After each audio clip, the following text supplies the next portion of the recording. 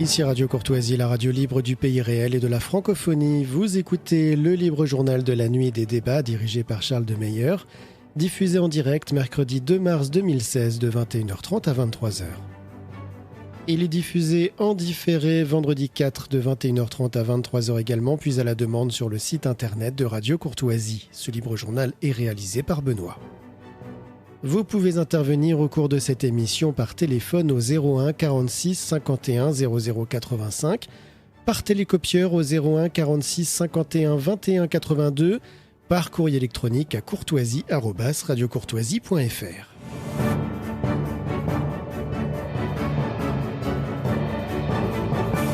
Bonsoir amis auditeurs de Radio Courtoisie, ravi de vous retrouver pour ce nouveau libre journal des débats. Un libre journal des débats qui aura pour thème ce soir « Drieux-La Rochelle devient-il à la mode ?» Puisqu'il fallait bien trouver un titre, une excuse ou un prétexte davantage pour évoquer Drieux-La Rochelle. Drieux-La Rochelle qui connaît une actualité éditoriale de plus en plus conséquente, une actualité dont on peut se réjouir et dont on peut se réjouir notamment grâce à votre livre, Aude Terré, bonsoir. Bonsoir, merci. Vous publiez Les derniers jours de Drieux-La Rochelle chez Grasset, un ouvrage qui nous permet de suivre les réflexions, la place des femmes dans les dernières heures de cet auteur, ancien directeur de la NRF pendant la guerre, ancien dadaïste, fasciste, attiré par le socialisme à ses débuts. Ce sera tout le thème de l'émission, essayer de comprendre et de poursuivre ce personnage fascinant. Nous sommes très honorés de vous recevoir. Merci beaucoup. Laurent Dandrieux, vous êtes rédacteur en chef des pages culture de Valeurs Actuelles. Bonsoir Laurent. Bonsoir Charles. Un très grand habitué de cette émission et je dois vous remercier d'avoir bien voulu parler dans le dernier Valeurs Actuelles de la tournée chorale que nous évoquerons dans quelques minutes avec le père Elias Zalaoui. Je vous en prie. En direct de Damas. Et Jean-Louis Saint-Aignan, vous êtes professeur émérite au lycée Pierre de Fermat, ça fait plaisir de voir quelques Toulousains ici, et auteur de Malraux et Drieux-La Rochelle, amis et adversaires chez Ovadia. Bonsoir, très honoré également de vous recevoir. Bonsoir. En attendant d'avoir le père Elias Zalaoui, je vous fais une petite introduction, une manière d'introduction sur ce sujet, avec finalement le mot de Malraux que vous reprenez, Aude Terré, dans votre ouvrage. Je le considère comme un des êtres les plus nobles que j'ai rencontrés. Une noblesse complexe, une noblesse d'esprit, de mode de vie, de tentative d'incarnation de ce qu'il était. Est-ce qu'on peut, en quelques mots, essayer de définir ce qu'était comme personnalité Drieux-La Rochelle ? Alors je vais répondre, c'est impossible. Il y a de multiples Drieux-La Rochelle. Alors moi j'ai envie de commencer peut-être par le 15 mars 1945, quand il se suicide. En fait, à ce moment-là, il est l'écrivain fasciste. L'ancien directeur de la NRF, la prestigieuse revue littéraire sous la botte nazie. Et à ce moment-là, la France se libère, l'épuration a commencé et quelques mois plus tard, quelques semaines même, le Troisième Reich s'écroule. Donc il meurt en fasciste. Mais en fait, son parcours est extrêmement intéressant parce que ce qui caractérise Drieux-La Rochelle, c'est sa personnalité qui est complexe, sinueuse et oscillante. Il a été d'abord, selon moi, ce qui est le plus intéressant, je ne sais pas, mais c'est qu'il a été d'abord un très courageux soldat de la guerre de 14-18. Donc ça, il ne faut jamais oublier que Drieux, en fait, est un intranquille de son siècle. Il est quelqu'un qui n'est jamais vraiment sorti des tranchées. Il fait partie de cette génération inquiète, qui s'est sacrifiée, dont la jeunesse a été sacrifiée dans les tranchées et qui, en fait, ne s'est jamais reconnue dans le monde nouveau qu'il a attendu. Alors là, justement, quand on étudie la fluidité de l'identité de Drieux-La Rochelle, il faut bien voir que quand il revient de la guerre, 4 ans, blessé plusieurs fois, il est en fait pacifiste et européen. Je pense que c'est quelque chose d'extrêmement important. Ses premiers écrits sont d'ailleurs portent ses convictions, qui sont des vraies convictions. Ensuite, il est proche des dadaïstes, des surréalistes. Il est l'ami d'Aragon. Il a inspiré d'ailleurs le personnage d'Aurélien, exactement. Et il est proche aussi de Bertrand de Jouvenel, qui est un jeune radical à l'époque. Il écrit aussi au journal Marianne, qui est un hebdomadaire de gauche modéré, dirigé par son ami Emmanuel Berle. Et en fait, on reviendra peut-être après dans le détail, mais ce qui est intéressant, c'est que son basculement vers le fascisme et l'antisémitisme est assez tardif. Et en fait, il faut toujours le remettre en contact avec ce retour des tranchées. C'est qu'il est obsédé par la décadence de la France, par la crise de la civilisation européenne, donc ce monde nouveau qu'il ne reconnaît pas en revenant des tranchées, et il est à la recherche d'un modèle régénérateur et d'un modèle idéal qui pourrait sauver la France et l'Europe. C'est son obsession. Merci Aude Thierry, vous avez complété mon introduction et nous allons pouvoir poursuivre le débat juste après avoir eu le père Elias Zalaoui qui connaît lui-même une civilisation en crise. M'entendez-vous, Abouna ? Bonsoir mon père. Excusez-moi, j'entends très mal. D'accord, est-ce que vous m'entendez mieux là ? Maintenant, j'entends mieux qu'avant. Merci beaucoup de nous avoir en direct de Damas. Vous êtes le directeur de la chorale Cœur Joie, une chorale damascène qui vient se produire en France dans quelques semaines. Est-ce que vous pouvez nous présenter cette chorale ? Comment présenter ma chorale ? Oui, s'il vous plaît. Bon. Je reviens à l'année 1977. J'étais nommé curé dans une nouvelle paroisse. Pour ceux qui connaissent la liturgie byzantine, ils me comprendront facilement. Les cérémonies byzantines chantées sont de toute beauté, bien que longues, mais quand elles sont bien chantées, elles sont de toute beauté. Mais si le chant manque, ou s'il est défectueux, ces cérémonies deviennent interminables et pénibles. Donc j'ai tenu à créer une chorale, mais à partir de gosses, de petits-enfants. L'idée m'en était venue en 62, quand j'ai entendu à Damas, au cours d'un récital, les petits chanteurs à la croix de bois chantaient merveilleusement. Je me suis dit, est-ce que nos gosses n'ont pas les mêmes dons que ces gosses de France? J'ai donc commencé. Et à Noël, les petits chanteurs qui étaient au nombre de 55, des gosses de 4 à 6 ans, ont chanté la messe de Noël. Tout le monde était éberlué, mais la plupart pleuraient, surtout les parents des gosses. Donc, au départ, je voulais une chorale qui puisse servir les cérémonies religieuses byzantines en beauté. C'était le départ.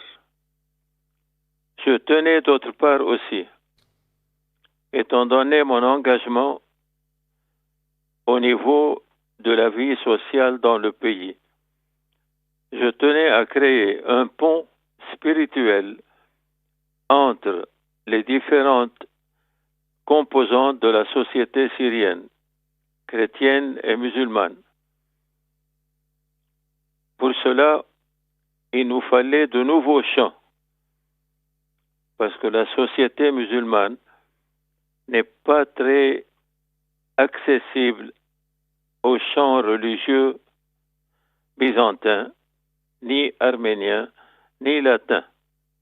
Il nous faut un chant religieux qui ait une structure bien différente, une structure, disons, orientale.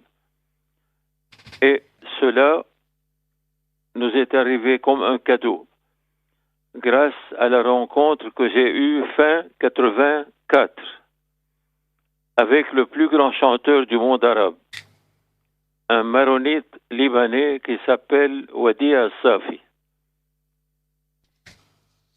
Il a été saisi par le phénomène religieux de l'icône qui exsudait de l'huile dans le petit quartier de Soufanieh. La fameuse icône de Notre-Dame de Soufanié, bien connue des auditeurs de Radio Courtoisie. Exactement. Et à partir de là, je lui ai proposé des chants en arabe, mais accompagnés d'une musique orientale, typiquement orientale, loin de toute structure religieuse chrétienne. Et ces chants, c'est ceux que vous produirez et jouerez en France dans les semaines à venir? Comment? Ces chants seront-ils entendus en France avec la venue de la chorale Cœur Joie? Exactement. Exactement. Quand on était venu en 95 et en 96, la plupart de nos chants étaient des chants mis en musique par ce grand chanteur libanais, Modi Al-Safi.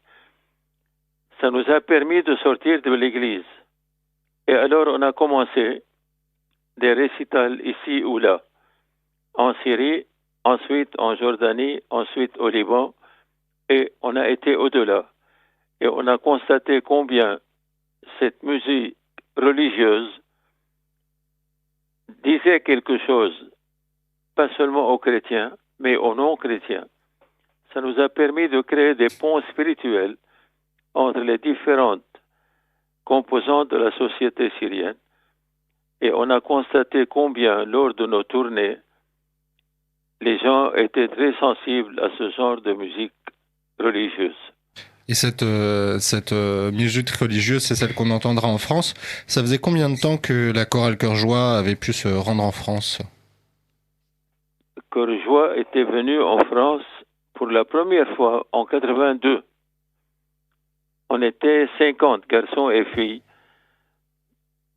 Et depuis le début du conflit en Syrie? Comment? Et depuis le début du conflit en Syrie, avez-vous pu venir en France? Depuis comment? Depuis 2011, avez-vous pu vous rendre en France? Non. Depuis 2011, on n'est jamais sorti de Syrie, sinon au Liban. D'accord. Et en 2009, on a été invité au festival arabe qui a été organisé par le centre John Kennedy à Washington. Et on a continué pour une tournée de 15 jours aux États-Unis avec 118 gosses, tout petits, et une trentaine de musiciens et d'accompagnateurs. D'accord. Écoutez, mon père, nous sommes ravis de pouvoir donc vous accueillir en France du 12 au 25 mars. Toutes les informations sont sur le site de SOS Chrétien d'Orient, soschrétiendorient.fr. Vous pouvez découvrir la chorale Cœur Joie. Vous pourrez rencontrer le père Zalaoui, qui en plus d'être le directeur de cette chorale, vous êtes, mon père, un accompagnateur spirituel très connu à Damas, et notamment de Myrna, celle qui a découvert, enfin, celle à qui a été donnée la grâce d'avoir l'icône de Notre-Dame de Soufanié. Et je tiens à vous dire au nom de toute l'association et de tout Radio Courtoisie à quel point nous sommes honorés que vous acceptiez de vous rendre en France dans une semaine maintenant. Merci beaucoup d'avoir bien voulu participer à cette émission, mon père. C'est moi qui vous remercie. À bientôt. Au revoir, Abouna. Au revoir. Merci de ce passage au père Elias Zalaoui. Comme vous l'avez compris, le père Zalaoui est syrien et c'était très important pour nous. Donc l'opportunité de l'avoir à la radio s'est faite il y a quelques heures maintenant. Je vous invite vraiment à venir voir cette chorale syrienne qui ne s'est plus produite en France depuis 5 ans et qui avant était entre Washington et Tokyo. Nous en revenons à notre sujet d'émission. Aude Thérèse, vous avez bien voulu compléter mon introduction, et dans le complément que vous faisiez, je rappelle que nous sommes à l'antenne de Radio Courtoisie. Nous discutons de savoir si Pierre Drieux-La Rochelle était en train de devenir à la mode. Vous décriviez une personnalité sinueuse, oscillante de Pierre Drieux-La Rochelle. Est-ce que vous assentez à cette description, Jean-Louis Saint-Aignan, ou est-ce que vous voulez la compléter? Non, je souscris totalement à ce que Aude Thérèse a dit. Dans le premier ouvrage que j'ai écrit sur Drieux il y a déjà 30 ans, qui s'intitulait Drieux-La Rochelle ou l'obsession de la décadence, j'avais en 4e de couverture, justement, l'éditeur avait indiqué la parole de Aude a rapporté sur les rapports de Malraux et de Drieux. Et Malraux disant que il avait rencontré un des êtres les plus nobles Et je pense qu'effectivement, cette noblesse de Drieux a été rendue très sensible, en particulier par son expérience de la guerre de 1914. On ne peut comprendre, et je suis tout à fait d'accord avec Aude, on ne peut comprendre l'évolution de Drieux, ses fluctuations politiques, que si l'on a en tête cette psychologie de survivant de la Grande Guerre.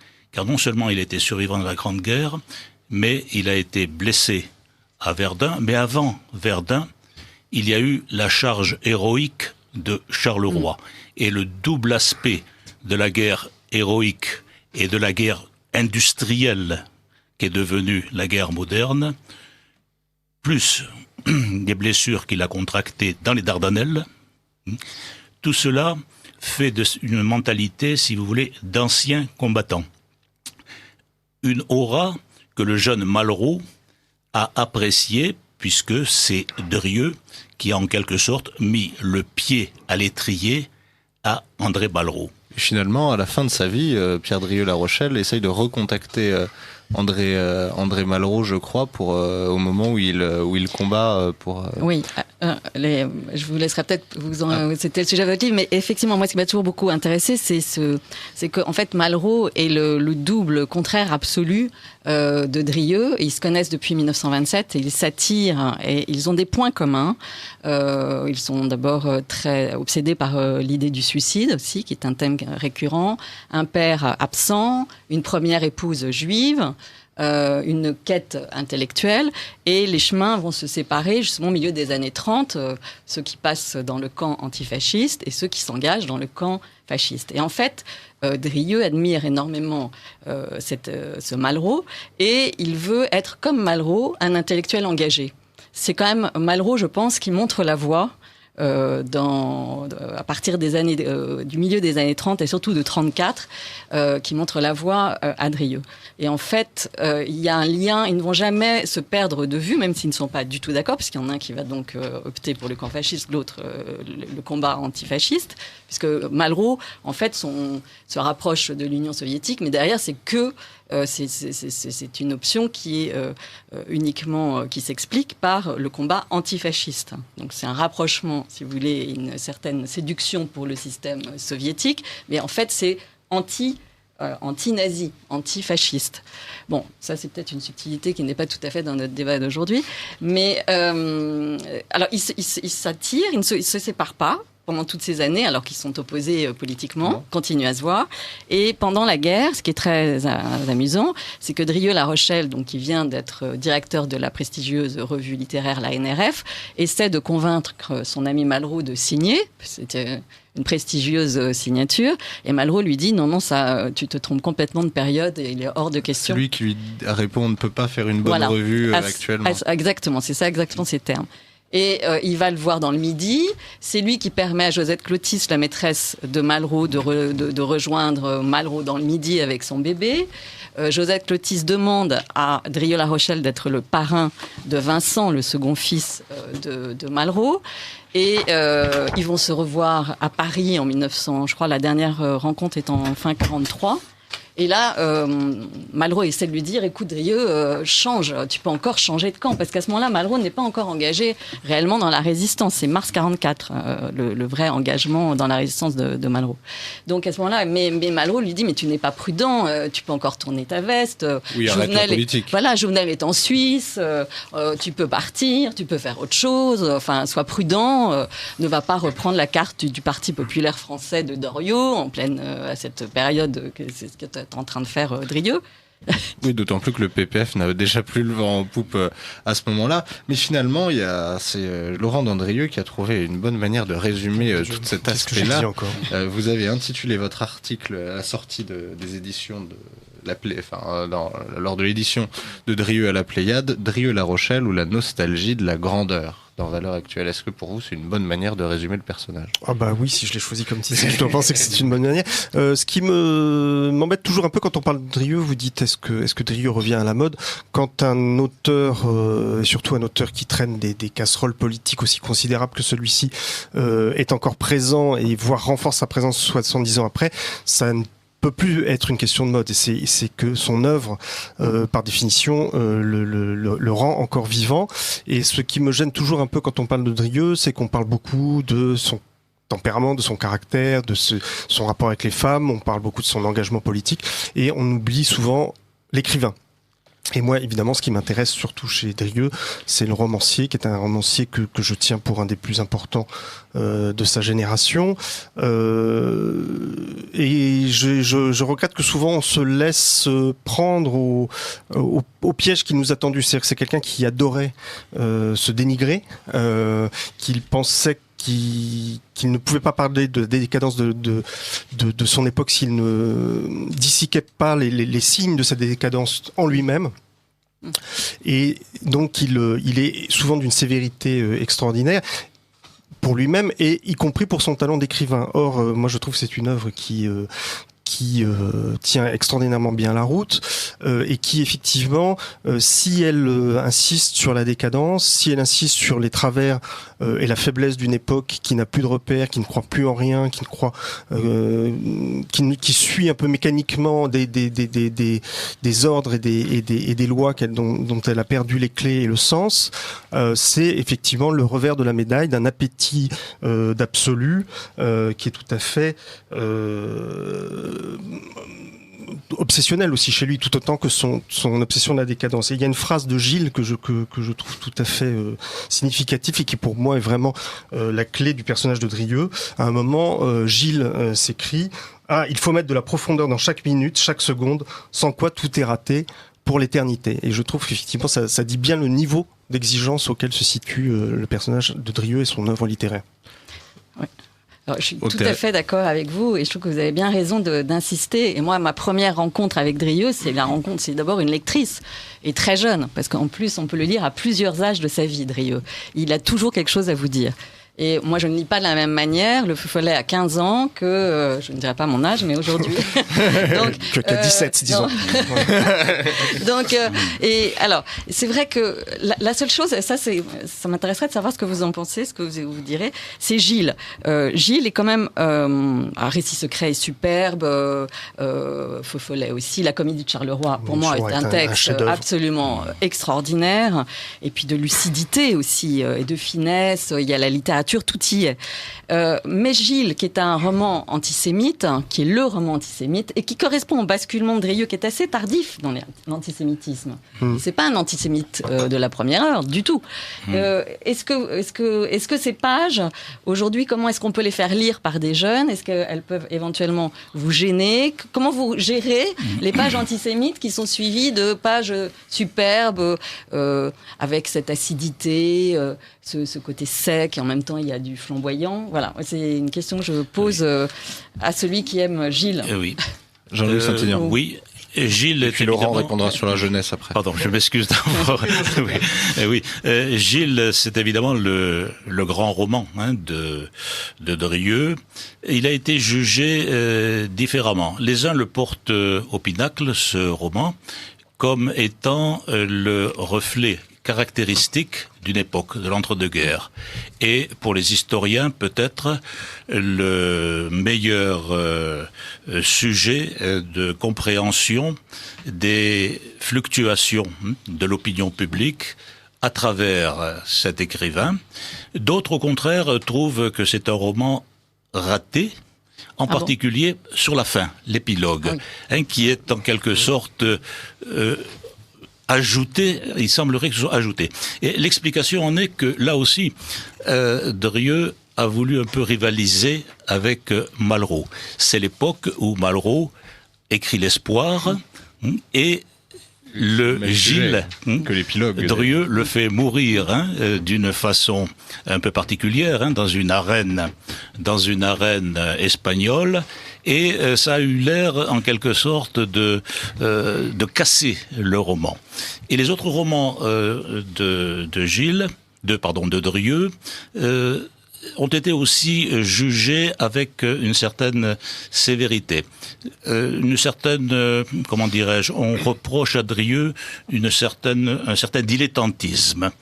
En réalité, c'est une impression qui existe pour certains romans de Drieu, mais qui est une impression, à mon avis, fallacieuse, parce que il y a chez Drieu, il ne faut pas oublier que Drieu n'est pas simplement romancier. Il est poète, il a écrit des essais politiques.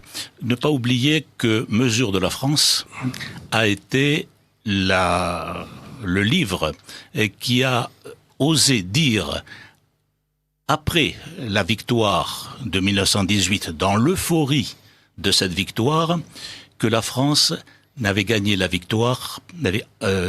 guerre que parce qu'elle avait des alliés. Et qu'il fallait reconsidérer la place de la France à la lumière de cette réalité que les contemporains de Drieu, évidemment, se masquaient. Parce que on voulait oublier la guerre, on voulait vivre encore dans l'illusion que la France était la grande nation qu'elle avait été, et ceci explique la tentation européenne de Drieu. Oui, c'est vrai que d'un autre côté, c'est pas un nationalisme un nationaliste des premières écoles.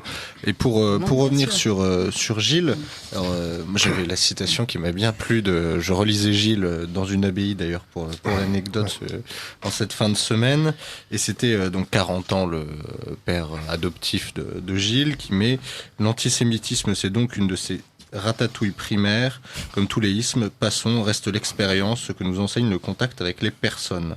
Et finalement, est-ce que c'est bien ça qui va distinguer Drieu dans Gilles, qui serait un grand roman de l'expérience des années 30, vis-à-vis d'un Brasillac qui, par exemple, dans Notre avant-guerre, fait plutôt la grande transcription intellectuelle et moins romanesque de ces années 30, Laurent Dandieu. Oui, je pense qu'il ne faut pas oublier là aussi l'aspect romanesque de Drieu, c'est-à-dire que vous avez fait une confidence, je vais vous en faire une autre. Moi, j'ai découvert Drieu-La Rochelle à Sciences Po. Le premier cours que j'ai eu à Sciences Po dans le grand amphithéâtre, c'était Michel Vinocq qui nous expliquait qu'il fallait pas lire Drieu-La Rochelle, et surtout qu'il fallait pas lire Gilles parce que c'était atrocement fasciste. Alors évidemment, en sortant de l'amphithéâtre, on se précipitait à la librairie Gallimard voisine et on achetait Gilles. Et j'ai découvert un roman que je juge effectivement pour ma part assez bancal dans sa composition, très inégal, avec des tas de pépites formidables, mais assez mal construits et à mon sens assez inférieur à l'Aurélien d'Aragon, qui serait une sorte de Gilles réussi. Mais en tout cas, c'est un roman effectivement qui a une ambition certaine, qui est de brosser le tableau d'une époque dans sa diversité et sa complexité, et avec une dimension importante de cette époque, et qui, comme telle, ne pouvait pas être absente de ce roman, qui est l'antisémitisme, parce que dans l'entre-deux-guerres, c'est effectivement quelque chose à côté duquel on ne peut pas passer si on veut brosser un tableau de l'époque. Après, je pense qu'il ne faut pas oublier que le roman est écrit à une époque où Drieu effectivement bascule dans une espèce de mauvais génie et de de tentation de déplaire à tout prix, de noircir le tableau. Il y a une phrase une confession qu'il a faite à Pierre Andreu. J'ai pas la date en tête, mais je pense qu'elle est à peu près de cette époque-là.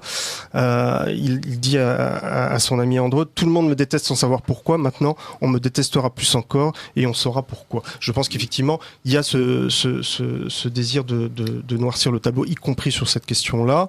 Et je pense que mais il faut pas oublier effectivement, et la phrase de 40 ans que vous avez citée, Charles, nous le rappelle, que toutes les phrases et toutes les déclarations antisémites que Drieu fait dans ce roman ou met dans la bouche de ses personnages ne sont pas à prendre au premier degré, certainement pas, et certainement pas à mettre à son compte intégralement. Même si on peut évidemment pas nier l'antisémitisme de Drieu, qui est évidemment certain. Alors, je voudrais juste rappeler que ce roman, quand il est paru, a reçu des critiques littéraires désagréables qui ont vexé Drieu sur la forme, sur le fond, sur le thème. Mais personne ne s'est évidemment manifesté sur la question de l'antisémitisme. Il n'a pas eu un reproche, à part une lettre d'un ami qu'il avait connu dans les années 20 et qui lui a écrit sa déception. C'est tout. Donc voilà, il faut bien remettre dans le contexte de l'époque. C'est pas pour excuser, mais il y a un contexte qu'on ne peut pas nier. Est-ce qu'on peut dire que l'antisémitisme de Drieux s'arrêtait à la question féminine, d'une certaine manière? Il avait un problème avec les femmes, c'est sûr. Jean-Louis Saint-Hilaire. Oui, là pour en revenir justement à l'antisémitisme de Drieux, faut pas oublier que Drieux a reçu les félicitations sur l'époque de la LICA, l'ancêtre de la LICRA. C'est vrai? Il avait effectivement, lorsqu'il était au front, assisté à la mort héroïque d'un jeune juif de ses habits, et il avait été frappé par ce sacrifice-là, en disant ce jeune juif qui meurt pour la France. Et son antisémitisme donc n'était pas congénital à Drieux, contrairement à un Céline par exemple. Mais ça lui est venu comme une sorte de par osmose de l'époque. Oui, avec l'époque. Voilà, car l'antisémitisme n'était pas simplement l'apanage malheureux des gens catalogués à droite, dits de droite. Non, il y en avait à gauche. Il y a une gauche antisémite très... Bien sûr. Certains articles, même de Jean Jaurès, dans la Dépêche de Toulouse, seraient actuellement passibles des tribunaux. À la fin de l'émission d'une bonne biographie de Léon Blum par Pierre Berenbaum, qui cite 2 ou 3 extraits du journal d'André Gide qui valent le détour. Sur voilà, c'est pour ça que il faut pas justifier, bien sûr, c'est injustifiable, mais il faut pas trop focaliser parce que ça dédouane, disons, à moindre frais, d'autres personnes, d'autres écrivains, d'autres hommes politiques, pour qui l'antisémitisme était en quelque sorte synonyme presque d'anticapitalisme. Voilà. Donc il y a cet aspect-là qui existe chez Drieux, mais qui existe aussi chez Malraux. Il y a des traces d'antisémitisme chez Malraux. Les rapports qu'il a avec son épouse, avec sa femme. Contentez-vous, dit-il, d'être Madame Malraux. Mais la misogynie de l'époque aussi, donc il y a effectivement les deux sont cumulés. Mais c'est vrai que je trouve que c'est important, juste de revenir, Drieux n'était pas antisémite, il avait énormément d'amis dans les années 20 quand il était ce qu'on appelle sa période dandy désabusé, qui était juif, sa première épouse était juive, et on peut pas dire son meilleur ami à Sciences Po, André Géramec, qui est mort à Charleroi, à quelques mètres de lui, était juif. Il admirait énormément le père de Colette Géramec et de André Géramec, qui était donc son ami et sa première épouse, qui était Édouard Géramec, qui était un polytechnicien brillant, un israélite laïque, qui avait lancé des câbles sous-marins, qui était à la tête de laboratoires pharmaceutiques, qui était l'ami d'Alexandre Millerand, qui était donc extrêmement éclairé, extrêmement intellectuel, un homme d'affaires brillant, et qu'il admirait, alors qu'il détestait et méprisait son propre père, Emmanuel. Mais peut-être s'en voulait-il, ça c'est un des aspects de la psychologie éminemment compliquée de Drieux, s'en voulait-il d'être dépendant, y compris financièrement, de son épouse juive, et donc sans doute était-ce une manière de se punir de cette dépendance que de dauber la judéité de sa femme de manière très très injuste dans certaines notations, notamment du journal, alors que par ailleurs il lui a toujours témoigné beaucoup de tendresse et d'amour, et qu'il l'a effectivement par ailleurs aussi donné des coups de main tout à fait utiles au moment de l'occupation. Et journal qu'il a écrit, là vous citez ces propos qui sont effectivement un peu choquants, mais qui sont écrits tardivement. Oui. Donc on en revient toujours à cette espèce d'antisémitisme qui éventuellement on peut considérer se débride à partir de 1938 dans un contexte général d'antisémitisme, mais qui est assez tardif. Je vous rappelle que vous êtes à l'écoute du Libre Journal des débats. Drieux-La Rochelle devient-il à la mode, avec Aude Terray, auteur d'un récent Les derniers jours de Drieux-La Rochelle chez Grasset, Laurent Dandrieux, rédacteur en chef des pages culture de Valeurs Actuelles, et Jean-Louis Saint-Aignan, auteur de Malraux et Drieux, amis et adversaires chez Ovadia. Je voudrais citer une phrase, si je la retrouve. Si je la retrouve, que Jean-Louis Saint-Aignan citait dans son livre. Ah, vous êtes à l'écoute de Radio Courtoisie. Pardon. Que Jean-Louis Saint-Aignan citait dans Drieux-La Rochelle ou l'obsession de la décadence, il me semble, où c'est un témoignage d'un ami de Drieux qui explique que, à moins que ce soit dans votre Drieux et Malraux, peut-être que je... Oui, on peut dire d'ailleurs que l'amitié a une vraie place à cette époque-là. Il a toujours été qu'un de ses amis explique, je ne trouve pas la citation, mais que Drieux était quelqu'un de très tendre, de très affectueux, de très chaleureux, et que quand il avait des mots d'une extrême dureté, comme il peut en avoir effectivement à l'égard de Colette Jaramek, c'était tout simplement parce qu'il était à court de tendresse. Voilà. À court de tendresse. Voilà une bien belle excuse. Jean-Louis Saintignan. Oui, effectivement, la personnalité de Drieux, comme Aude l'a précisé, est très complexe. Je voudrais peut-être insister sur un point qui me paraît important. On a beaucoup parlé de Drieux et des femmes. Un de ses ouvrages, L'homme couvert de femmes, en témoigne. Et on a peut-être, de même qu'on a surestimé l'antisémitisme de Drieux, je crois qu'on a surestimé aussi l'importance que les femmes ont dans l'œuvre de Drieux. Ça peut paraître étonnant, mais il me semble que ce n'est pas l'essentiel de Drieux. L'essentiel de Drieux n'était pas d'être un Casanova ou un Don Juan, bien qu'il soit sensible, il était sensible aux belles femmes et aux belles femmes riches en particulier, mais disons que les motivations profondes n'étaient pas là. Les motivations profondes de Drieux, c'était la France, c'était le destin de la France. Comment ma patrie va-t-elle s'en sortir au sortir de la guerre? Quelle sera sa destinée? Est-ce qu'elle peut rester elle-même toute seule? Non. C'est l'Europe. C'est l'Europe. Le douanier doit disparaître dans son esprit. Et cette idée de l'Europe va justifier sa prise de position politique. Il n'a pas été de droite naturellement. Il a fréquenté les surréalistes, il a plus ou moins fréquenté des milieux de centre-gauche, mais la distinction s'est faite entre l'internationalisme de Malraux et son nationalisme à lui. Et sa rencontre avec Maurras, c'est pas très fructueuse d'ailleurs. Non, mais enfin, il a quand même plus que cousiné avec l'Action française et avec Maurras. Il s'est considéré, il y a un moment, je crois que le terme revient même sous sa plume comme un disciple de Maurras, mais effectivement un disciple un peu capricieux, un peu ombrageux et trop soucieux de son de son indépendance, et qui, en plus, je crois, supportait assez mal l'anglophobie de Maurras, qui est effectivement un des points faibles de la pensée du maître de Martigues. Pour revenir sur la place des femmes, d'un autre côté, dans votre ouvrage, Thérèse, on voit à quel point les femmes sont cruciales dans la fin de sa vie. Il va essayer de se raccrocher à elles en permanence. Alors, il se raccroche pas tellement à elle, je dirais que c'est elles qui viennent à lui. Également. Et alors, les 8 derniers mois qui sont donc le sujet de mon livre, c'est effectivement entre ses 2 premières tentatives de suicide et son suicide réussi du 15 mars. Il va vivre 8 mois d'une étrange parenthèse où il va errer de cachette en cachette. Il est convalescent et il est protégé par un petit groupe de proches, ses femmes. Je reviendrai peut-être dessus, et aussi quelques amis résistants qui savent garder le. Présenter quelques figures majeures des femmes autour de. D'abord, c'est quand même vrai qu'il a été un séducteur et que on voit quand même les femmes. C'est quand même un sujet qu'on retrouve dans ses écrits, dans son œuvre. Elles sont là. Je pense quand même que ça a été une grande histoire de sa vie. Les femmes ont beaucoup compté. Il est en quête, là aussi, dans le désir, la question du désir, la reconnaissance de la femme.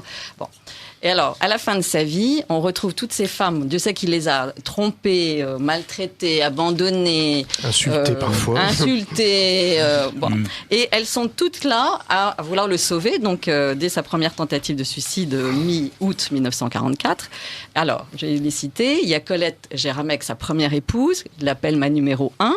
Il y a Olésia, la seconde épouse, qui l'appelle ma numéro 2. Il y a Kissia, qui est la sœur d'Olésia, et qui est sa maîtresse depuis quelques mois.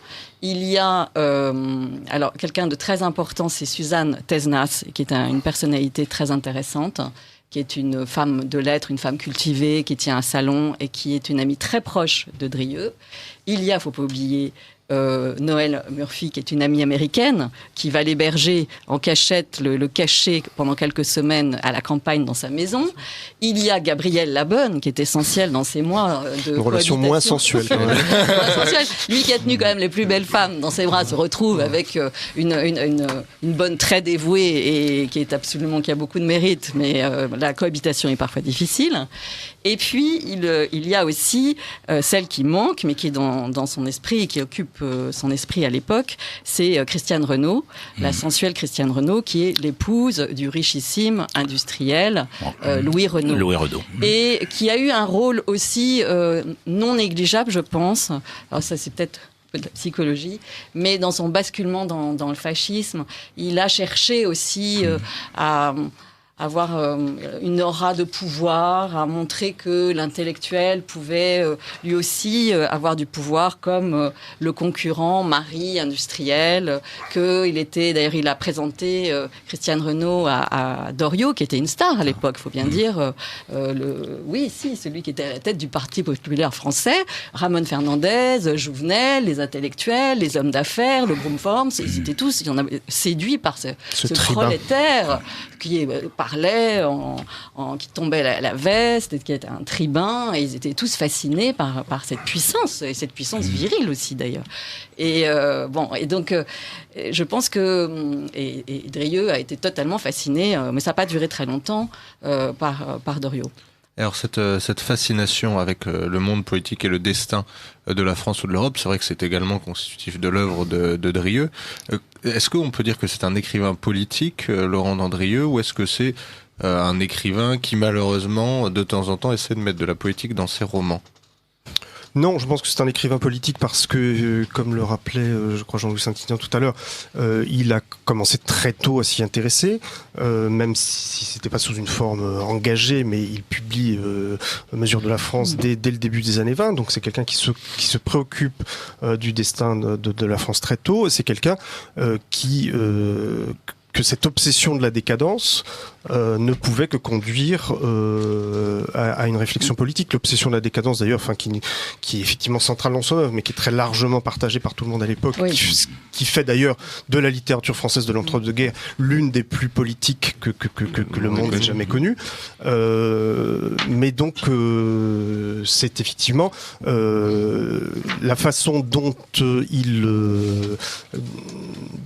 décrit même la psychologie de ces personnages dans ses romans, c'est aussi une manière détournée de faire de la politique, c'est-à-dire de décrire les errements de la société et l'impasse dans laquelle se trouve la société, selon lui, à cette époque-là. Je disais que cette obsession de la décadence était très largement partagée. Après, la question, c'est de savoir ce qu'on en fait, et que, effectivement, c'est là où il se singularise d'une manière qui va avoir des conséquences néfastes. C'est pour cela aussi qu'il va se séparer de Maurras. C'est que Maurras, par exemple, cherchait la réponse, disait que la réponse à la décadence de la France était à trouver en elle-même, que la France devait trouver en elle-même les ressources pour répondre à cette décadence. Il y avait chez Drieux un culte de la force qui le poussait à aller chercher la réponse ailleurs, chez d'autres gens donc, qui eux auraient maintenu miraculeusement cette force intacte, et donc il va la chercher d'abord en Allemagne et ensuite à la fin de sa vie en URSS. Voilà, il y a un côté, comment dire, si on voulait être méchant, je dirais, je me donne au plus offrant ou au plus fort. En tout cas, il y a une fascination de la réussite et de la réussite extérieure qui était assez fatale. Il le dit d'ailleurs. Oui. Il s'en veut. Il s'accuse d'être inverti, d'avoir un caractère féminin et de s'être laissé fasciner par la force, justement, qu'ont représenté Hitler, puis Staline. Il y a un côté je suis partout, en fait, de Drieux dans sa manière de s'engager. C'est-à-dire que l'action française va avoir une réponse plus rationnelle, et je suis partout va avoir un côté très fasciné par l'Allemagne nazie. Rebatté raconte comment il s'amuse à chanter des chants allemands, etc. Jean-Louis Saint-Ignan. J'apporterai peut-être une petit bémol, ce qui a été dit sur la faiblesse réelle ou supposée de Drieux, recherchant dans la force brutale d'un Doriot, par exemple, ou plus largement dans le national-socialisme allemand, comme une sorte de cuirasse pour une faiblesse intérieure. Il y a de cela, mais peut-être a-t-on eu tort de le majorer. Si j'en crois le jugement de Malraux, qui le connaît bien, disait que Malraux n'était pas tout à fait ça. Et le frère de Drieux, Jean Drieux, disait lui aussi que son frère donnait de lui une image qui n'était pas le Drieux qu'il connaissait, lui, son frère, mais qu'il y avait une sorte de de volonté de disons de se dévaloriser qui a pu faire illusion, et que le vrai Drieux, d'ailleurs, n'était pas un faible, dans sa prime jeunesse. D'ailleurs, il y avait une attirance pour la vie anglaise, très anglomane. Voilà, très anglophile, oui. Jusqu'en 38. Et donc il y avait, pas normand pour rien. Il y avait une sorte de modèle anglais à la Rudyard Kipling, en quelque sorte, qui le rapprochait un peu disons, du volontarisme de Malraux. Car il a toujours voulu rivaliser un peu avec Malraux. Et il en a toujours un peu voulu à Malraux d'avoir un succès littéraire que lui, Drieux, n'avait pas toujours. Ça n'entachait pas durablement son amitié, mais il y avait quand même de la part de l'aîné vis-à-vis du cadet qui réussissait une sorte de petite jalousie. Mais à peine. Je crois à peine. Pour étayer ce que vous venez de dire à propos de la force ou de la faiblesse chez Drieux, il y a une citation de Malraux dans ses entretiens avec Frédéric Grover. Il dit il faut se méfier de ce que Drieux dit de lui-même. Il était extrêmement ferme, plein de décisions, et c'est un homme d'un courage exemplaire. Seulement, il n'en parlait jamais et il insistait au contraire sur l'autre aspect de lui-même. Tout à fait. Alors, je pense que c'est ce qui explique aussi ce recours, cette tentation de recours à la force extérieure, à la force de l'Allemagne notamment, c'est une forme de romantisme, c'est-à-dire que là aussi, Laurent se lance dans son 18e procès du romantisme. Chacun ses marottes. Je vais poursuivre mon petit parallèle avec Maurras. Mais Maurras, effectivement, avait chez lui des tentations romantiques contre lesquelles il se résistait en permanence. Et toute la politique de Maurras, c'est de chercher des réponses à la tentation du romantisme et effectivement de refuser la tentation du désespoir. Il y a chez un Drieux, au contraire, une façon de céder au romantisme, à croire que la décadence est tellement prononcée, tellement forte qu'elle est irrémédiable et qu'on ne s'en sortira pas par ses propres forces et qu'on est obligé de se confier en des mains étrangères, et c'est malheureusement ce qui va décider ses choix. C'est en tout cas une des façons d'expliquer ses choix politiques désastreux. Vous êtes à l'écoute de Radio Courtoisie. Mais derrière, ce qu'il cherche toujours, c'est le relèvement de la France. Oui, mais il la croit incapable de se relever par elle-même. Oui, alors dans un ordre européen qui passerait par un nazisme modernisateur, fédérateur, etc. Ça, c'est ça qui est étonnant, effectivement. Alors, il faut quand même voir aussi, il y a trois éléments. Il pourfendait le libéralisme économique. Alors, peut-être que devant des experts, la démocratie parlementaire. Et il y a une autre chose que je trouve assez caractéristique des années 30, dans ce courant de droite, c'est la méfiance à l'égard du rationalisme scientifique. Oui, contre l'esprit allemand. Chose, voilà. Et c'est quelque chose que je trouve toujours très intéressant. Et en fait, derrière, c'est un rejet du monde moderne. Selon moi. Enfin, c'est Laurent. En fait, il y a point d'interrogation et 3 points de suspension. Oui. Non, effectivement, Drieux est évidemment un anti-moderne. paradoxe, c'est que c'est un anti-moderne fasciné par la modernité et qui va se livrer pieds et poings liés à une force politique on ne peut plus moderne qui est le nazisme, qui va trouver effectivement, qui va essayer de trouver dans la modernité un remède au mot de la modernité. C'est tout le paradoxe et c'est aussi une des raisons de l'échec. Pardon Laurent, je vous interromps tout le temps lors de cette Charles, émission. privilège. C'est très intéressant d'ailleurs, puisqu'on voit que en gros, Rebattet est un pur produit d'action française de A à Z, on peut dire ça comme ça. Brasillac l'est également. Dans les figures qui vont marquer vraiment l'histoire littéraire de l'époque et qui ne sont pas marquées par la formation politique, on peut penser que celui dont se rapproche le plus Drieux, c'est Jouhandeau, d'une certaine manière, et qui est vraiment un écrivain qui va aller plus vers l'intériorité, la spiritualité, etc. Est-ce que vous trouveriez d'autres fraternités littéraires dans le paysage de l'époque avec Drieux, des comparaisons Aragon. Oui. Avec Jouhandeau, j'ai beau me creuser la tête, je n'arrive pas à trouver quelque chose de ressemblant. Ce qui vient à l'esprit, évidemment, c'est Aragon, l'amitié de Drieux et d'Aragon. D'ailleurs, un auteur italien a écrit récemment Maurizio Serra. Maurizio Serra. J'ai mis une étude sur Aragon, Drieux et Malraux. Et l'amitié de Aragon et de Drieux, je la jugerais volontiers comme une amitié amoureuse, quoi, presque avec les élans, les déceptions, les fâcheries, etc. L'amitié de Malraux est une amitié virile. C'est une amitié, disons, de chevalier, en quelque sorte. Une amitié, d'ailleurs, qui est asymétrique. Drieux a été, me semble-t-il, davantage ami de Drieux, de Malraux, que Malraux de Drieux. Il me semble que Malraux était davantage égocentrique.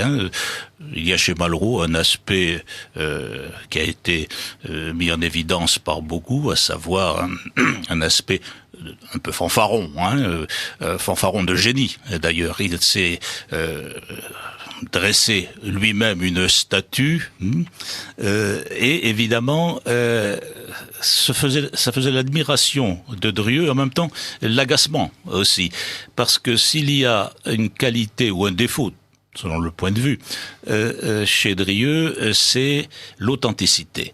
Une authenticité qu'on ne retrouve pas évidemment chez Malraux. Ce qui rend d'ailleurs cette amitié assez étonnante, parce que les caractères sont tellement différents qu'on se demande quelle est la raison profonde de ce lien.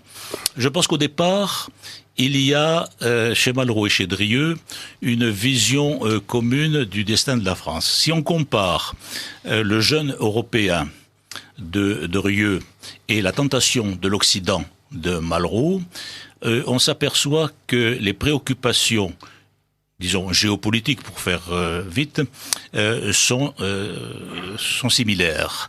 Et je pense que cette idée de base, on la retrouve tout au long de l'œuvre de Malraux et de Drieux, et je crois que c'est elle qui cimente vraiment cette amitié.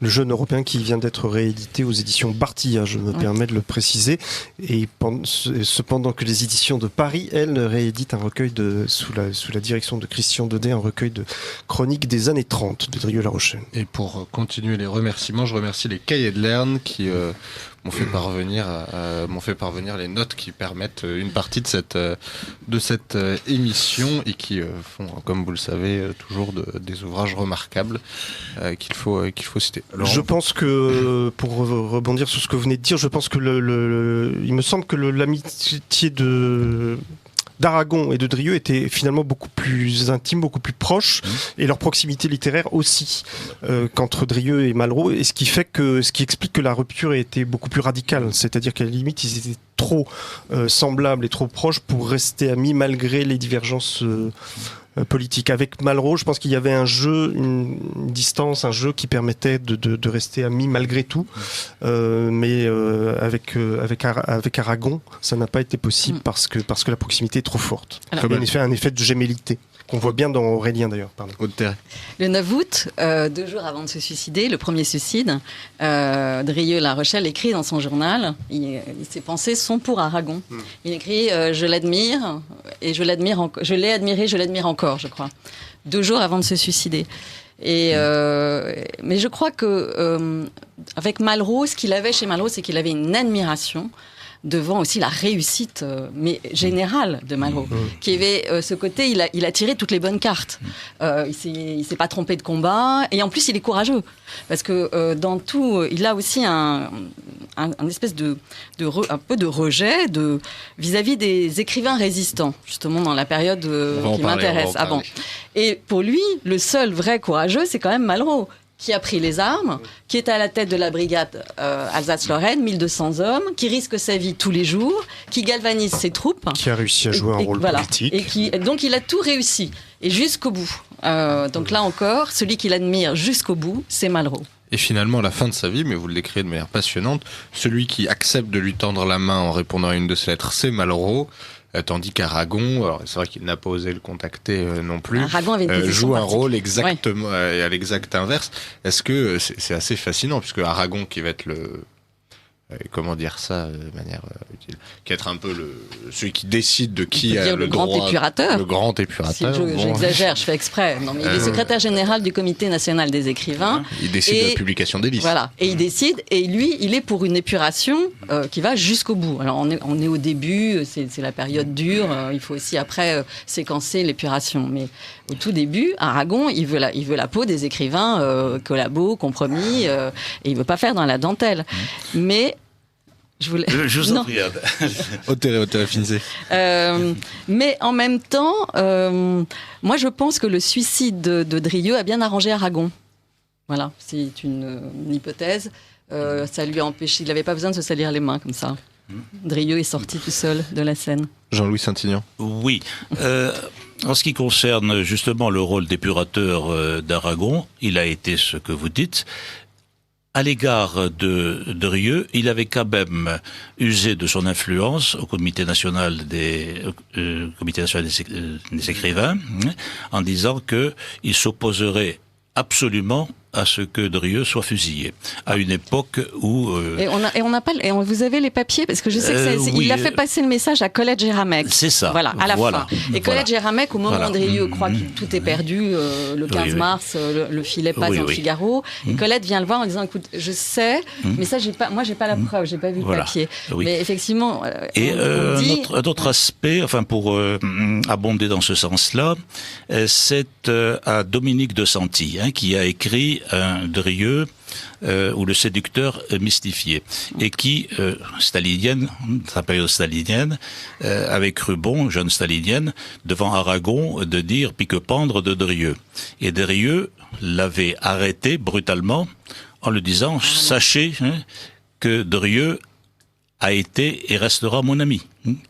Donc, voyez, même dans une période d'épuration sauvage, comme l'a connu la France en 1945, eh bien, certaines amitiés ont duré. Oui, mais alors là, je vais revenir au terme de la grandeur dont vous parliez tout à l'heure. C'est parce qu'il a eu la grandeur de se suicider que Aragon peut dire ça après. Et on peut dire que tous n'ont pas eu la même grandeur à l'époque quand on s'intéresse au sujet. Je pense qu'effectivement, ça a arrangé beaucoup de monde, c'est-à-dire que le suicide de Drieux est une sorte de sortie par le haut qui a permis à ses anciens amis plus facilement de se montrer magnanime à son égard. Je pense que vous avez raison. Il faut rappeler quand même que Drieux n'avait pas été tendre avec Aragon dans Gilles, où il le caricature de manière drôle. Assez férocement. Très drôle, c'est quand même un des personnages les mieux réussis de Gilles. Mais c'est de Breton aussi d'ailleurs. Ça vise juste. Breton qui l'a très mal pris d'ailleurs. Mais Breton n'avait pas beaucoup d'humour. C'était pas sa qualité dominante, disons. Sur la résistance de Malraux, je serais peut-être un peu plus sévère que Aude. Je suis très sévère. 44, d'accord. Parce que comme j'avais écrit la biographie de Madame Madeleine Malraux, et donc qui avait épousé Roland Malraux, qui est le vrai résistant de la famille Malraux. Et en fait, c'est vrai qu'il s'est décidé que quand ses deux frères ont été arrêtés, mars 44. Ceci dit, on ne peut pas lui retirer ça. Je suis tout à fait d'accord avec vous. Il s'est même attribué, des faits de résistance de ses frères. De ses demi-frères. Voilà. Donc il n'y a pas de choix. Mais on ne peut pas les avertirait qu'il a été extrêmement courageux dans la campagne d'Alsace. Exact. Je ne sais pas si tout le monde était capable de faire. C'est une des, disons, caractéristiques de Malraux et de Drieux qu'on ne retrouve peut-être pas chez les hommes de plume, de manière générale, c'est le courage physique. Aussi bien chez Drieux que chez Malraux, il y a ce courage physique. Et parce que si on regarde bien attentivement, quels sont les écrivains qui ont été vraiment résistants, c'est-à-dire qui ont pris les armes. Moi, je n'en vois qu'un, c'est Jean Prévost. C'est Jean Prévost qui est mort dans le Vercors. Ça ne vous dit rien, mais c'est un personnage. Ça vous dit peut-être quelque chose, je vous le rends Drieux. Autrement, certes, le courage des écrivains est différent du courage du guerrier. Je crois que c'est Gilbert Cesbron qui disait qu'il y avait plusieurs formes de courage, et le courage de plume est parfois plus important que le courage des armes. Il ne faut pas oublier la guerre de 14, où quand même beaucoup d'écrivains sont morts au front, et à commencer par Charles Péguy, bien sûr. Et voilà, il y en a énormément qui ont montré dans les tranchées un courage. Je pensais à la guerre 39-45, et à la résistance, voilà. Il est évident que 14-18, les écrivains ont payé cher. La résistance exigeait une certaine forme de clandestinité pour lesquelles les écrivains qui avaient une forme de notoriété n'étaient pas forcément les mieux taillés. Voilà. C'est plus difficile de faire de la résistance quand vous vous appelez Aragon ou Malraux que quand... Voilà. J'ai décidé de vous interrompre ce soir, Laurent. Mais oui, vous êtes extrêmement désagréable. J'en suis tout à fait confus.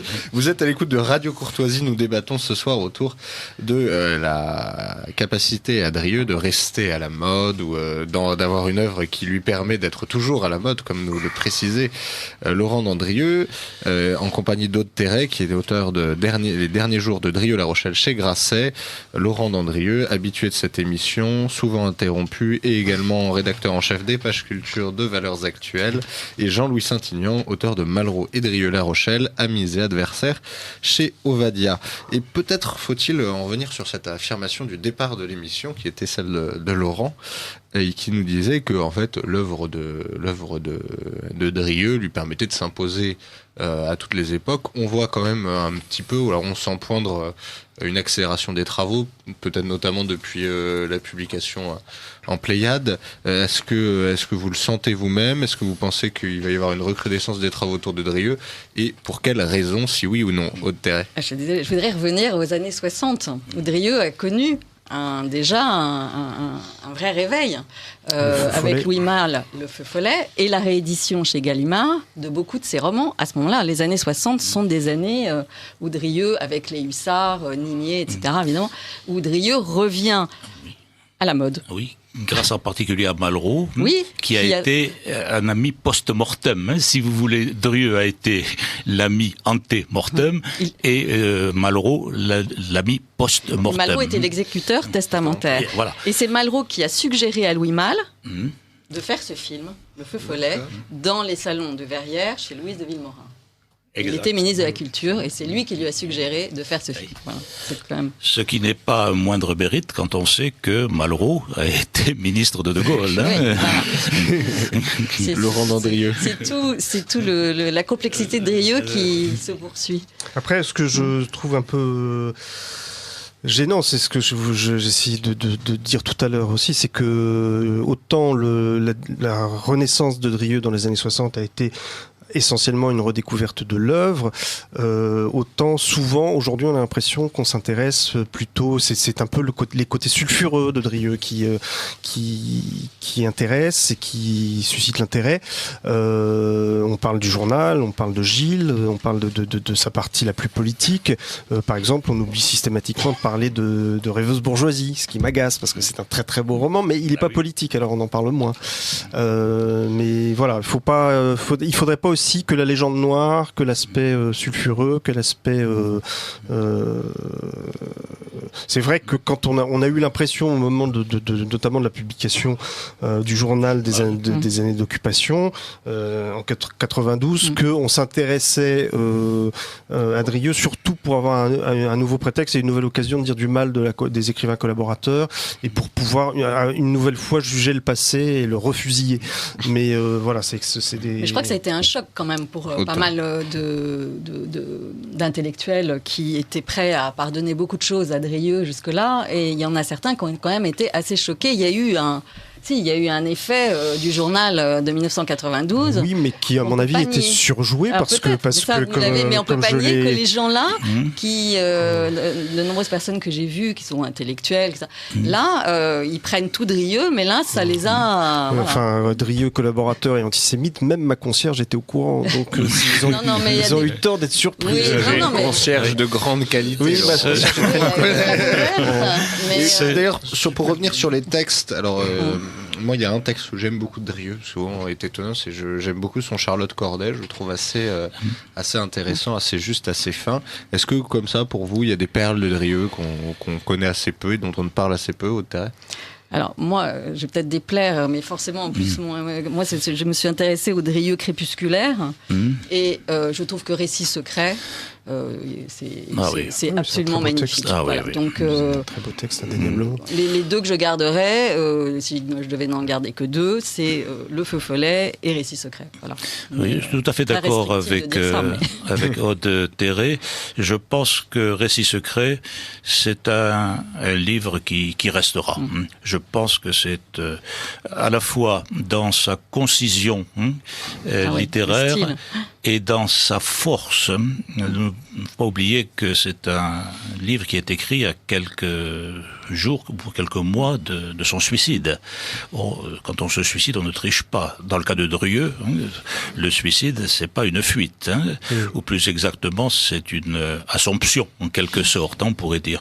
Je crois qu'il faudrait peut-être revenir sur le sens du suicide de Drieux. Je pense que vous allez faire le crépuscule de l'émission. Voilà. Mais en ce qui concerne justement les hauts et les bas de la notoriété de Drieux, j'ai une petite théorie qui vaut ce qu'elle vaut, comme toutes les théories. Je pense que elle est liée à la résurgence de Drieux dans les années 60. Je pense qu'elle est liée à la fin du mythe gaulliste. C'est-à-dire qu'après la guerre, le général de Gaulle a voulu créer en quelque sorte le mythe d'une France entièrement résistante. Et ce mythe a été battu en brèche dans les années 60 et qui a culminé, évidemment, avec la génération de mai 68, où là, le général de Gaulle, on se plaint, on se réjouit que notre président actuel n'ait pas reçu un accueil très favorable ces temps-ci, mais il faut se souvenir qu'à l'époque, les ouvriers descendaient dans la rue en criant « Charlot dessous ». Alors, le mythe gaulliste avait pris un sacré coup. Et c'est à ce moment-là qu'intervient un historien américain, Paxton, qui appuie sur la chanterelle inverse. À une France entièrement résistante, voilà que se substitue progressivement une France entièrement collaborationniste. Et à ce moment-là, Drieux, qui apparaît comme un des parangons de la collaboration, eh bien, revient à la mode. Ensuite, nous avons... il ne faut pas oublier que la France est très douée pour les discordes civiles. Lors de la guerre d'Algérie, lorsque la guerre d'Algérie a été terminée, nos intellectuels n'avaient plus rien à se mettre sous la dent pour s'entrégorger, en quelque sorte. La guerre du Vietnam, c'était loin et ça concernait les Américains. Donc on est revenu à nos querelles franco-françaises. Et ce qui me frappe maintenant, c'est que la polémique concernant Drieux, lors de la parution de son journal, et la parution maintenant des œuvres dans la Pléiade, ces polémiques ne sont pas aussi violentes qu'on pourrait s'y attendre. Alors là, deux cas de figure. Ou bien le niveau de culture générale de nos Français baisse, et que Drieux, pas plus que les autres écrivains, c'est... lettre morte en quelque sorte, ce qui est un aspect inquiétant. L'autre aspect, me semble-t-il, de la polémique qui s'atténue, c'est que dans la conscience collective française, d'autres problèmes se posent, ou du moins sont pressentis, que Drieux avait pressentis. au totalitarisme brun-rouge, voilà que à l'horizon apparaît un totalitarisme tout aussi violent, sinon plus, et les intellectuels se trouvent maintenant obligés pratiquement de prendre position. Le feront-ils, ne le feront-ils pas? C'est la question qui va se poser. Laurent Dandrieux. Je vous rappelle quand même qu'en 1952, l'auditeur d'Auterret, Grasset, pouvait publier un livre qui s'appelait Drieux, témoin et visionnaire. Donc, on était quand même quelques années après son suicide. Et puis Bardèche écrit Nuremberg en 47. Et volume dans lequel notamment Pierre Andreu vantait la lucidité de Drieux. Donc voilà, il y a quand même un recul de la liberté de penser par rapport à cette époque-là. Pour revenir à votre question sur ce qu'on aimerait voir subsister de l'œuvre de Drieux. Moi, j'ai parlé de la dernière partie de Rêveuse bourgeoisie qui me bouleverse toujours autant à chaque lecture. Le Feu follet, évidemment, que je relis régulièrement. Et puis, la comédie de Charleroi, qui est vraiment un des plus beaux livres sur la guerre de 14. Je vous pose une question d'un auditeur de Radio Courtoisie qui me permet de vous demander ce que vous pensez des mémoires de Dirk Raspe. Moi, j'ai lu ça il y a maintenant peut-être 7 ou 8 ans. C'est quand vous aviez 12 ans. Tout à fait, Laurent, je vous remercie. Qui m'avait fait grande impression. Mais je ne l'ai pas relu depuis, je ne sais pas comment je l'apprécierais. Y a-t-il une dimension critique chez Drieux-La Rochelle, et non Drieux tout court, ni même Drieux-là, ou encore moins Pierrot? Quand il écrit les mémoires de Dirk Raspe, je m'étais jeté parmi les pauvres. J'avais une immense curiosité pour la misère, puisque j'étais malheureux. Il était judicieux d'aller au plus bas du malheur et de se livrer à son étreinte la plus âpre. Donc les mémoires de Dirk Raspe, c'est une vision fantasmée de la vie de Van Gogh, et il y a une fascination pour la pauvreté qui est un peu différente d'ailleurs du reste des textes de Drieux, qui est vraiment assez belle, où on trouve des accents qui rappellent d'autres auteurs, là pour le coup plus catholiques. Tout à fait, il parle beaucoup du tiraillement entre la spiritualité et l'art, et là aussi c'est son dernier roman qu'il écrit pendant ces 8 mois de parenthèse, où il erre de cachette en cachette, et tout à coup il va mieux en octobre.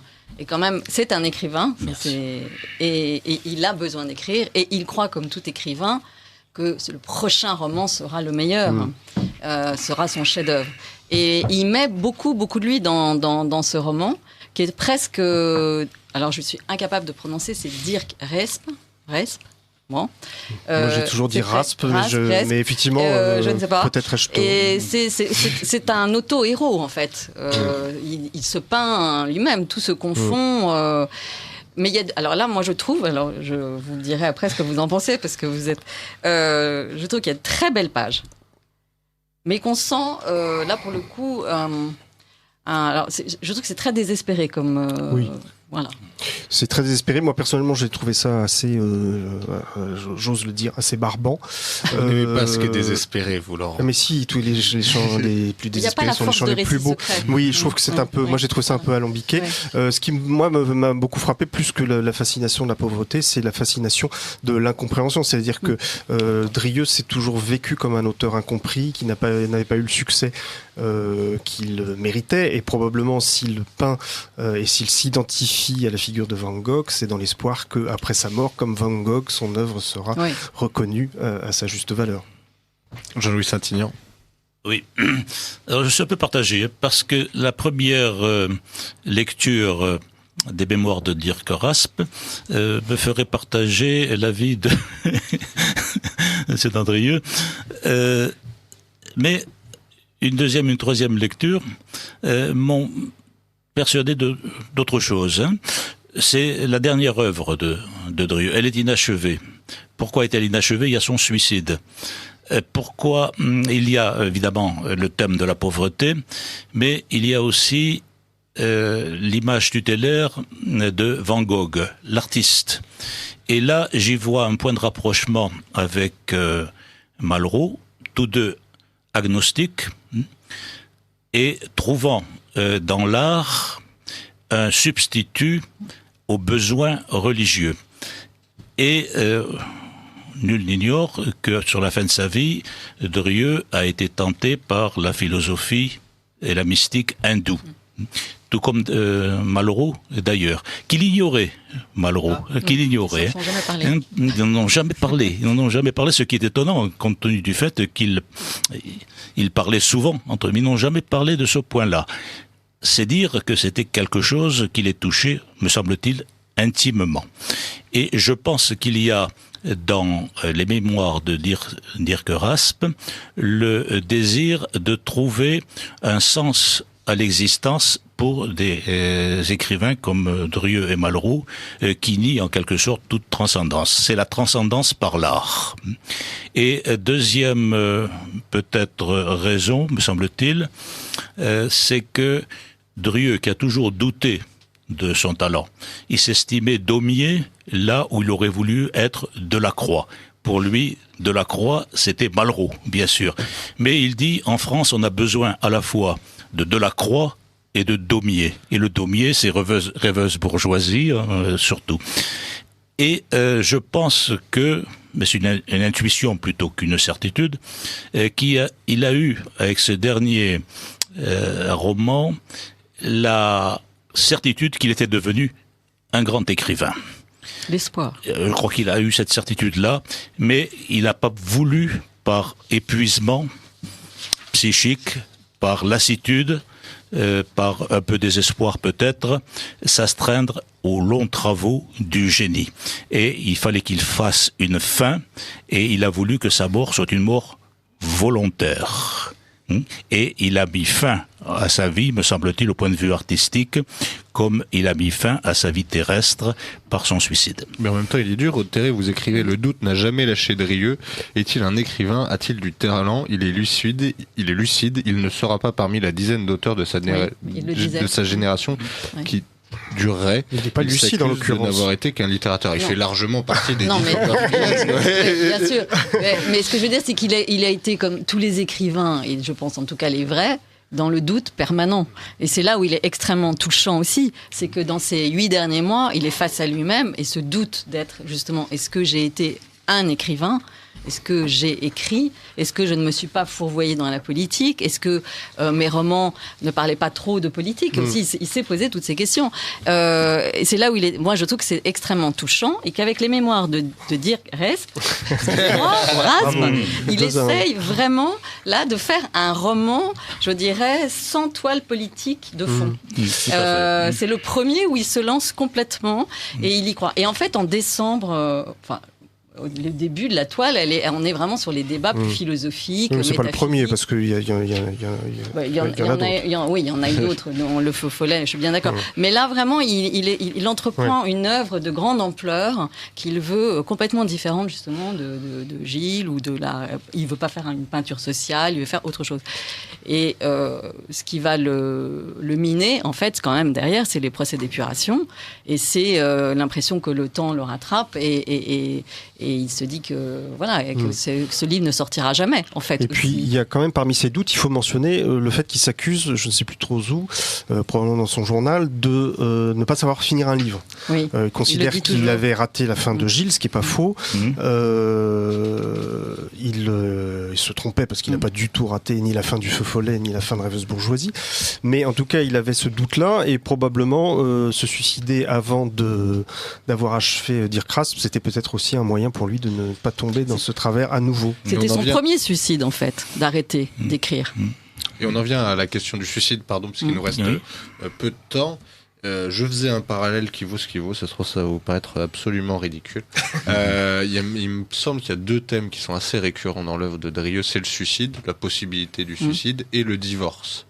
Qui est très présent dans Gilles. Je relisais Journal d'un homme trompé, où c'est quand même 1 fois sur 2 une question de divorce. Est-ce que vous y voyez des parallèles ou pas du tout? Est-ce que finalement il a voulu divorcer de ses erreurs, de ses errements supposés à ce moment-là? Est-ce qu'on peut le décrire comme ça ou pas du tout? Jean-Louis Saint-Ignan. Sur le divorce, je ne me prononcerai pas, puisque j'ai dit que, à mon sens, le problème des femmes, même s'il est important, ne semble pas, à mon sens, avoir été la pierre angulaire de son œuvre. Ce que je pense, c'est que peut-être a-t-il voulu divorcer de lui-même par son suicide, c'est-à-dire s'arracher à la politique. Il a été lucide. Il sait que l'Allemagne, dès 1942, il sait que l'Allemagne est battue. Il le sait pourquoi ? Parce que il apprend que les Américains ont débarqué en Afrique du Nord, et en 1943, son ami Pierre Pucheux est condamné et fusillé à Alger par le général Giraud et le général de Gaulle. Et il sait qu'à Alger s'établissent des lois d'épuration qui vont être en vigueur lorsque le général de Gaulle arrivera au pouvoir. Il sait donc qu'il est condamné. À ce moment-là, pourquoi continue-t-il à collaborer ?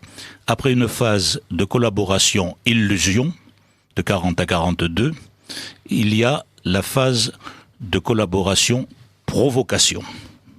Provocation. Il ne veut pas être celui...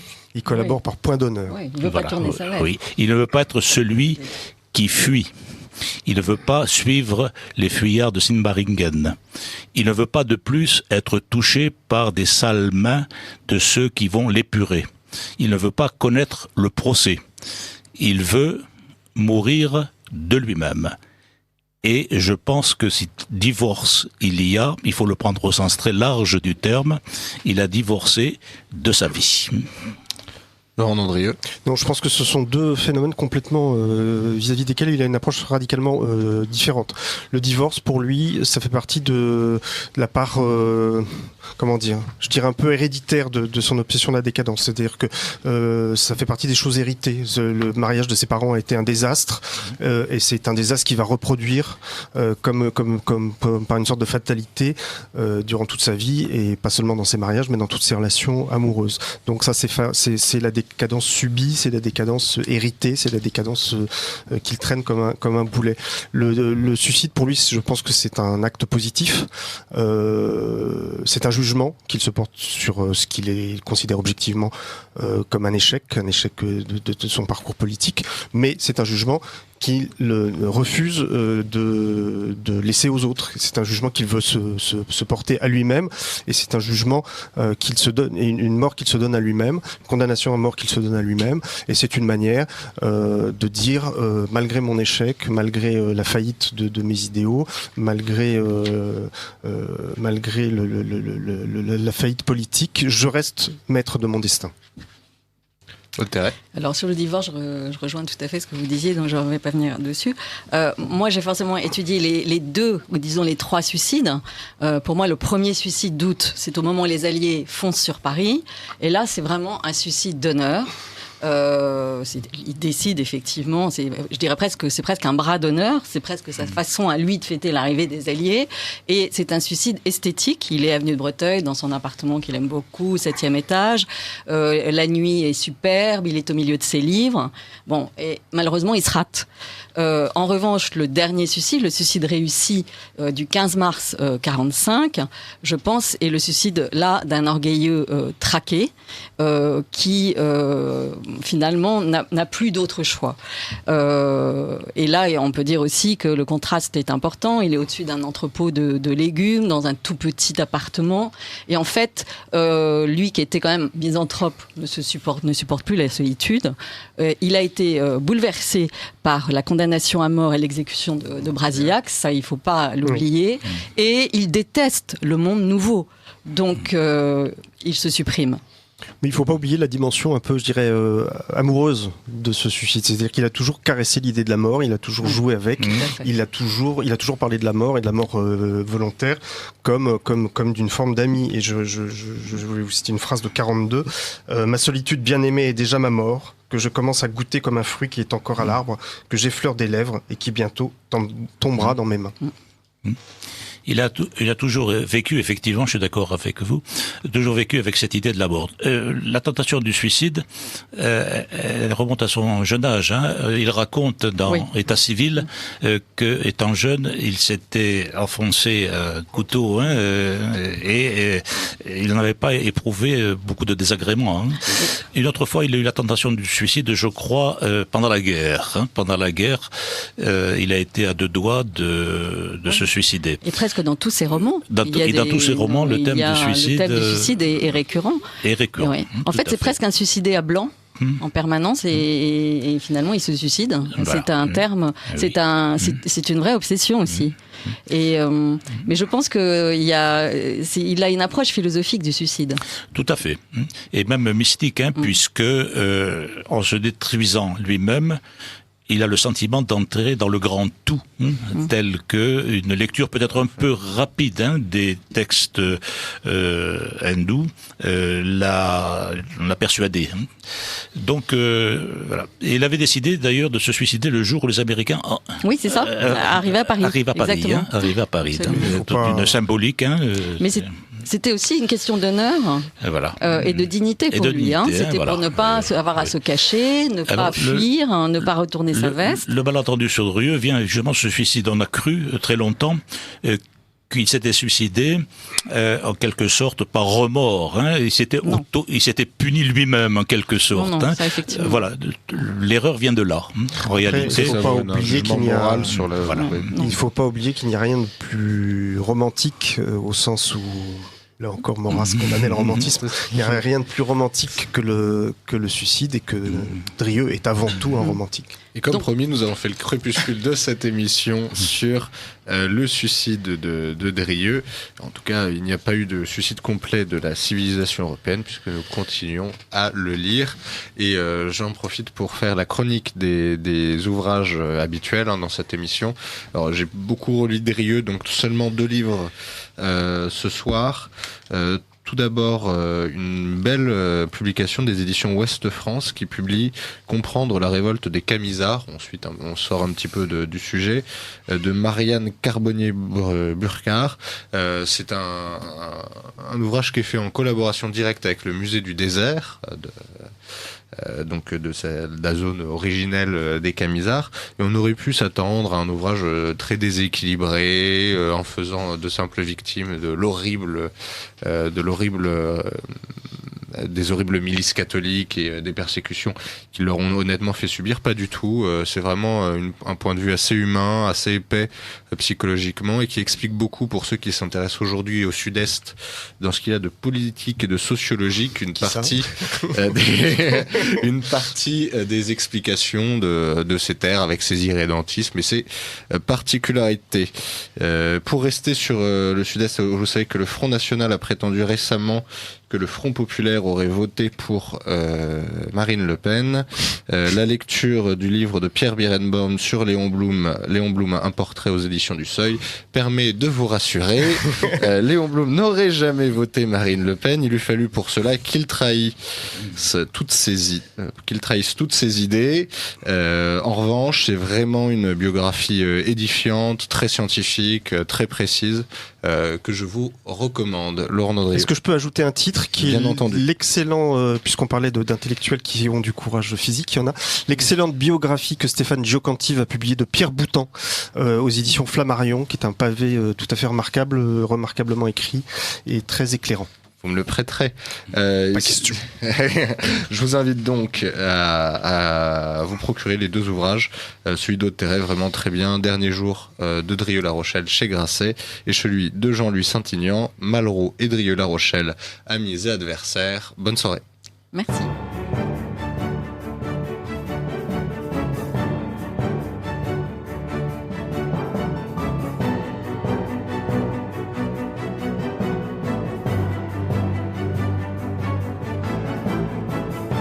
Ici Radio Courtoisie, la radio libre du pays réel et de la francophonie. Vous venez d'entendre le libre journal de la nuit des débats dirigé par Charles de Meyer, diffusé en direct mercredi 2 mars 2016 de 21h30 à 23h.